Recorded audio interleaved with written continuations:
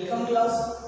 आज हम हमारा जो टॉपिक चल रहा था मीन बात है उसका थर्ड लेक्चर हम आज प्रोवाइड करवाएंगे और उसके अंदर हम थर्ड सीरीज करने वाले हैं। जो मैंने आपको बताया था कि अभी तक की हम क्लासेस के अंदर 2 सीरीज कंप्लीट कर चुके हैं। एक हमारे इंडिविजुअल सीरीज यानी कि व्यक्तिगत श्रेणी और दूसरी डिस्क्रीट सीरीज यानी कि खंडित श्रेणी। आज हमारी तीसरी सीरीज स्टार्ट होगी कॉन्टिन्यूअस सीरीज जिसे हम बोल रहे हैं सतत श्रेणी। ठीक है, तो आज स्टार्ट करते हैं टॉपिक।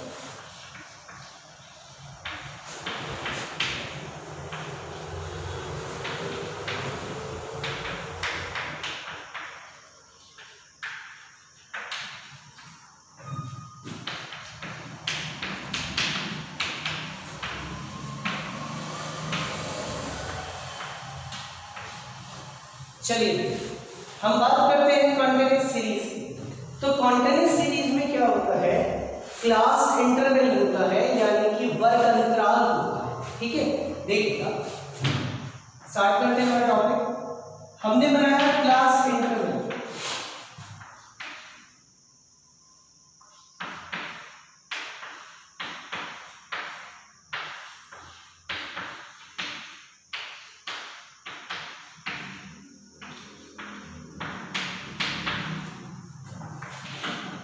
ये बन गया हमारा क्लास इंटरवल यानी कि वर्ग अंतराल जो हमारा बन गया वो 0 से 10, 10 से 20, 20 से 30, 30 से 40 और 40 से 50। इस तरीके से हमारा वर्ग अंतराल यहाँ पर बन गया। फिर देखिए हमने बनाई है इसकी फ्रीक्वेंसी यानी कि आवृत्ति। क्या बनाई है? आवृत्ति। अब क्या है, ये जो वर्ग अंतराल है ना, ये 0 से 10 हमारे यहाँ पर फिक्स नंबर्स नहीं है कि 2 है कि 4 है कि 6 है या 8 है। वो ये कह रहा है 0 से और 10 तक आने वाले जितने भी नंबर्स हैं वो हमने इसमें डाल दिए और उनकी जो आवृत्ति है वो आवृत्ति है 8। कितनी है? 8। यानी कि 0 से 10 के बीच में जितने नंबर्स हैं वो कितनी बार है? 8 बार। कितनी बार है वो? 8 बार। क्लियर हुई वाली बात? इस तरीके से आवृत्ति यहाँ पर करना है।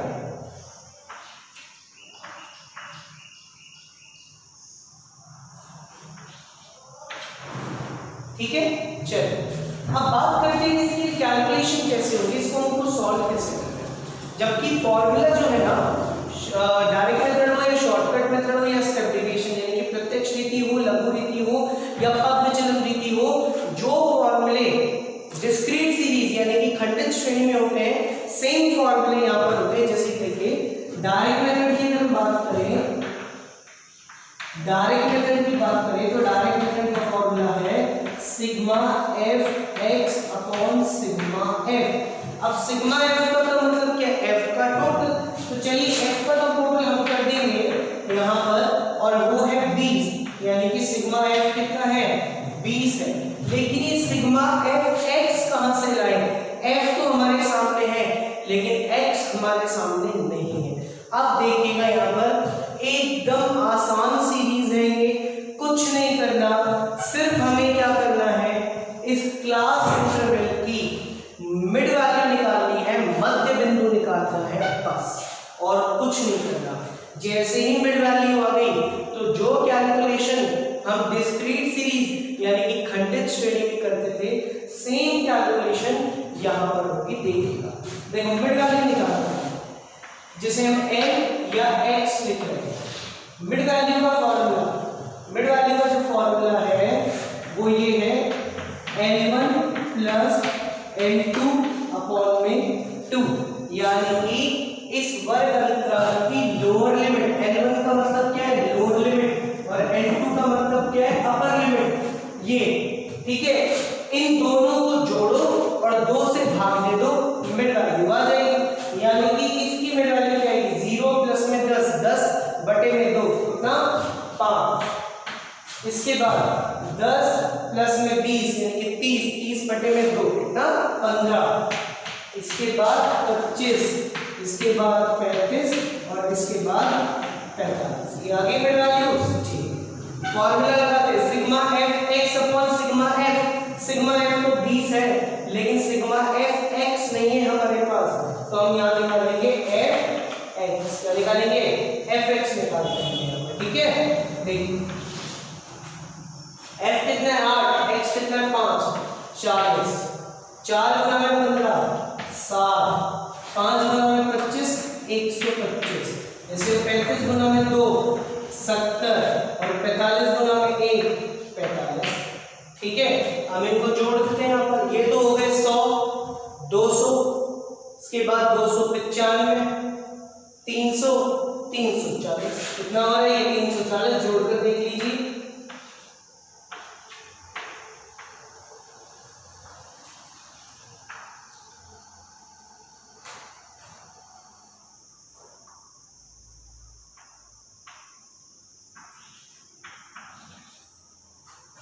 ठीक है, देख लीजिए 5 और 6 11 और 2 13 और 20 और 24, 4 लगा 2 हाथ से लगी 340 आ गया सिग्मा एफ एक्स। मेरा formula mean equals to sigma F X upon sigma F. Sigma F X कितना है 340 और सिग्मा एफ कितना है 20, कितना हो गया 70। हमारा जो आंसर आया है, हमारा जो माध्य है यानी कि मीन आया है वो कितना आया है 17 आया है। तो देखो हमने कुछ नया नहीं किया, हमने सिर्फ और सिर्फ इस क्लास इंटरवल की मिड वैल्यूज निकाली है। मिड वैल्यूज निकलने के साथ ही जो कैलकुलेशन हम खंडित श्रेणी में यानी कि डिस्क्रीट सीरीज में डायरेक्ट मेथड से करते थे, फॉर्मूला भी सेम है, कैलकुलेशन भी सेम है, इसको भूल जाओ कि ये कुछ है, छोड़ दो, याद सिर्फ इसको रखो और इसको रखो, कैलकुलेशन हो जाएगी, काम हो जाएगा। चलो इसी क्वेश्चन को हम लोग लघु रीति से करके देखते हैं। किससे करके देखते हैं लघु रीति से। लघु रीति यानी कि शॉर्टकट मेथड। ठीक है, अच्छा अब तक तो हमको क्लियर हो गया होगा कि ये जो शॉर्टकट मेथड है, इस शॉर्टकट मेथड का मतलब क्या है। इस शॉर्टकट मेथड का मतलब है यहाँ पर इसके लिए हमें डी निकालना है। शॉर्टकट मेथड का नाम आते ही आप दिमाग में डाल लो कि भैया हमें डी निकालना है, और डी कैसे निकलेगा x माइनस ए। हम हमेशा किसमें से मानते हैं x में से मानते हैं, ए हमेशा किसमें से मानते हैं x में से मानते हैं, इसमें से कुछ भी मान लो बस हमें डी निकालना है। तो देखिए हम यहाँ पर देखो शॉर्टकट मेथड का फॉर्मूला क्या है। शॉर्टकट मेथड का mean equals to a plus sigma F D upon sigma F. ठीक है, ये ना फॉर्मूला, ठीक है जी। तो हम डी निकाल रहे हैं, डी कैसे निकलेगा x माइनस ए हम मान लेते हैं 25, ए हमने क्या मान लिया 25 मान लिया।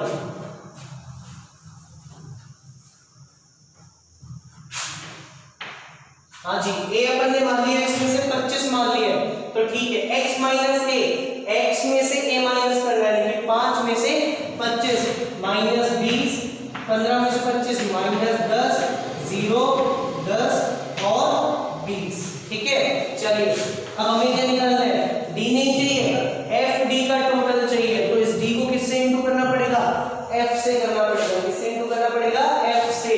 तो देखिए रहा एफ, हम निकाल रहे हैं यहाँ पर एफ डी। क्या निकाल रहे हैं हम यहाँ पर एफ डी। 8 गुना में 8 इंटू में -20, तो कितना हो रहा है -160। ठीक है, कितना हुआ -160। 4 इंटू में -10 -40 0। इसके बाद कितना है 2 इंटू में 10 20 और इसके बाद 1 इंटू में 20 कितना हो गया 20। ये वही वाली बात। ठीक है, इसका टोटल करते हैं। देखो 20 और 20 प्लस में 40 माइनस को 40 ऑलमोस्ट कैंसिल हो गया। ठीक है, बचा क्या माइनस का 160, यानी कि सिग्मा एफ डी जो आया वो माइनस का 160 है। क्या है माइनस का 160। ठीक है जी, हम यहाँ पर फॉर्मूला लगाते हैं। इसका फॉर्मूला क्या है mean equals to a plus sigma F D upon sigma F. ठीक है, a कितना माना हमने, a हमने माना है 25 प्लस में माइनस के 160, क्योंकि सिग्मा एफ डी कितना है माइनस का 160 आया ना, डिवाइड में 20, क्योंकि सिग्मा एफ कितना है 20 आया, तो 0 से 0 कैंसिल, ये कितना हुआ 8 25। अब प्लस बाहर है माइनस अंदर है, ब्रैकेट खुलेगा तो माइनस की वजह से बाहर वाला प्लस भी माइनस हो जाएगा, -8 कितना हो गया 17। आ गया हमारा आंसर, जो देखो अभी डायरेक्ट मेथड से आया था वही आया। देखो हमें कुछ नहीं किया, वही क्लास इंटरवल से सिर्फ m या x निकाला, उसको आप कुछ फॉर्मूले में आपको ना x की जगह जो कॉन्टिन्यूअस सीरीज है उसके अंदर x की जगह m देखने को मिलेगा, कोई इशू नहीं है, m देखने को मिलता है। तो बात तो वही है, यहाँ पर m और x सेम सी बात है यहाँ पर, ठीक है। शॉर्टकट मेथड आती है, हमने d निकाला, d के बाद इसकी यहाँ पर जैसे हम डायरेक्ट डिस्क्रीट सीरीज में यानी खंडित श्रेणी में हम जो कैलकुलेशन करते थे वो कैलकुलेशन हमने यहाँ पर करी थी, सिंपल तो होगी वाली बात। तो इसका मतलब अगर हमें डिस्क्रीट सीरीज अच्छे से आई है, खंडित श्रेणी अच्छे से आई है, तो इसको तो कोई इशू ही नहीं है, ये तो अच्छे से आएगी ही आएगी। क्लियर होती है ये वाली बात यहाँ पर। अच्छा, तीसरा मेथड रह जाता है स्टेप डेविएशन मेथड। तीसरा मेथड कौन सा रहता है? स्टेप डेविएशन रहता है ना तीसरा मेथड। उसका फॉर्मूला क्या है? Mean equals to a plus sigma F D dash upon sigma F into में c। तो देखो समझाया था, उसके लिए क्या करना है? कुछ नहीं, ये जो d है ना, d यहाँ तक तो सब कुछ सेम होगा, d आ गया, बस इससे पहले हमें d डैश निकालना है। क्या निकालना है? d dash. d डैश का मतलब है d अपॉन में c बताया कॉमन फैक्टर, यानी कि एक ऐसी वैल्यू जिसका इन सभी वैल्यूज में डिवाइड जा रहा हो, और किसका जा रहा है? 10 का डिवाइड जा रहा है इसमें। किसका जा रहा है इसमें डिवाइड? 10 का। तो जो कैलकुलेशन होगी वो किससे होगी? 10 से। चलिए अपन कर ही लेते हैं यहाँ पर, जब इतना किया है। देखो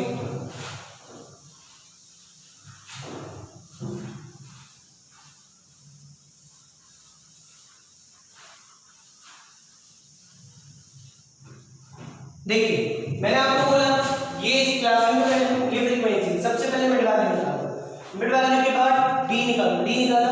स्टेप डेविएशन जो मेथड है उसमें हमें d डैश चाहिए, और वो कैसे निकलेगा? d dash equals to d upon में c। कैसे निकलेगा? d अपॉन में c। c का मतलब क्या होता है? एक ऐसी कॉमन वैल्यू जिसका डिवाइड इन सब में जा रहा हो, तो इन सब में किसका डिवाइड जा रहा है? हमने c मान लिया 10। क्या मान लिया? 10, ताकि हमारी कैलकुलेशन इजी हो जाए, ठीक है। देखो अब क्या होगा? माइनस के 20 डिवाइड में 10 करेंगे, क्या करेंगे? माइनस के 20 डिवाइड में 10, तो सीधा लिख देते हैं, तो बहुत नॉर्मल है, -2 -1 0 1 और। क्लियर हो गई वाली बात? -2 -1 0 1 और 2। क्लियर हो गई वाली बात, ठीक है। अच्छा, कैसे निकलेगा? d अपॉन में c। d कितना है? माइनस का 20, c कितना है? 10, माइनस 20 अपॉन में 10, -2 -1 0 1 और 2, ठीक है। अच्छा, अब हम क्या करेंगे? एफ डी नहीं करेंगे, एफ डी डैश करेंगे, यानी कि अब की बार डी का इनटू नहीं होगा एफ से, डी डैश का इनटू होगा एफ से। तो 8 इनटू में -2 कितना हुआ? -16 -4 0 2 और 2, ठीक है। देखो ये प्लस के 2 मतलब प्लस के 4 से माइनस के 4 कैंसिल, तो क्या बचा? -16। क्या बचता है यहाँ पर? क्या बचता है यहाँ पर? -16, यानी कि सिग्मा एफ डी डैश जो आया, क्या है? सिग्मा एफ डी डैश जो आया वो कितना है? -16। फॉर्मूला लगाते हैं, फॉर्मूला क्या था? Mean equals to a plus sigma F D dash upon sigma F into में c, ठीक है। देखिए a कितना माना है हमने? a हमने माना है 25। सिग्मा एफ डी डैश कितना आया? -16। सिग्मा एफ कितना है? 20 और c कितना है? 10। 0 से 0 कैंसिल हो गया, ठीक है। इससे ये कैंसिल हो गया, 8 बचा, माइनस का 8 बचा, 25 और प्लस बाहर है ब्रैकेट के बाद, अंदर इसमें माइनस है, तो -8 होगा, कितना हो गया? 17। आ गया आंसर, ठीक है। देखो आंसर फिर भी 17 गया है। तो देखो आपको अगर फ्यूचर में एक्चुअल साइंस करनी है, अगर आपको एनालिस्ट बनना है अच्छी कंपनीज में अच्छी जॉब्स के लिए, एनालिस्ट की आजकल मार्केट रिसर्च एनालिस्ट की बहुत डिमांड है इस टाइम, और उन एनालिस्ट के लिए बहुत जरूरी है कि आपकी स्टैटिस्टिक्स बहुत स्ट्रांग होनी चाहिए, ठीक है। स्टैटिस्टिक्स और मार्केट रिसर्च आपकी स्ट्रांग होनी चाहिए। तो उसके लिए यहाँ पर आप इकोनॉमिक्स में जो स्टार्ट्स पढ़ते हैं बहुत काम की, ये भी बेस है, ये बेस स्ट्रांग होगा तभी आप आगे की चीजें अच्छे से कर पाएंगे। तो एक्चुअल साइंस के लिए या एनालिस्ट के लिए स्टार्ट्स और मार्केट रिसर्च बहुत पक्की पकड़ होनी चाहिए, बिजनेस फॉरकास्टिंग की कवर होनी चाहिए, डिमांड फोरकास्टिंग की पकड़ होनी चाहिए, जो आप इकोनॉमिक्स के अंदर ही पढ़ेंगे, आप इकोनॉमिक्स सब्जेक्ट के अंदर ही डिमांड फोरकास्टिंग पढ़ेंगे मार्केट रिसर्च एनालिस्ट के लिए, ठीक है। वो एनालिस्ट के क्या करते हैं, मार्केट के डेटा के हिसाब से कैलकुलेशन लगाकर और कोई रिजल्ट निकालते हैं, जो रिजल्ट उनकी कंपनी के लिए बहुत यूजफुल होता है। उन रिजल्ट के वो रिजल्ट एक तरीके से मार्केट कंडीशंस का डेटा है कि वो रिजल्ट क्या आया, उसके आधार पर आगे, उसके बेस पर आगे कंपनी फिर ऑपरेट करती है। तो क्लियर रही वाली बात। आज हम सिर्फ इतना ही पढ़ते हैं इस क्लास के अंदर। तो मीन के अंदर हमने तीनों सीरीज हमारी कंप्लीट कर ली है, इंडिविजुअल सीरीज, डिस्क्रीट सीरीज और क्वांटिटेटिव की व्यक्तिगत, खंडित और सतत श्रेणी, सब कंप्लीट हो गया मीन के पोर्शन में। लेकिन अभी चैप्टर इतना नहीं है, अभी चैप्टर में और 4 चीजें हमें और यहाँ पर पढ़नी है, वो आपको नेक्स्ट क्लास के अंदर केस वाइज टॉपिक्स आपको पढ़ाए जाएंगे, पर्टिकुलर केस और पर्टिकुलर टॉपिक पढ़ाया जाएगा, ठीक है। Thank you class. इसके ध्यान रखना, इस क्वेश्चन को प्रैक्टिस करते रहना। यहाँ पर हमने 25 माना है, आप 15 मानो, 35 मानो, इस तरीके से आप लोग कोई डाउट है तो वो थोड़ा देख लिया करो, चेक करके अपने हिसाब से। या तो आपने सीख लिया, कैलकुलेशन करने की खुद की प्रैक्टिस किया करो, तो फिर चेक किया करो कि आंसर कहाँ तक मैच खा पा रहे हैं या नहीं। Thank you.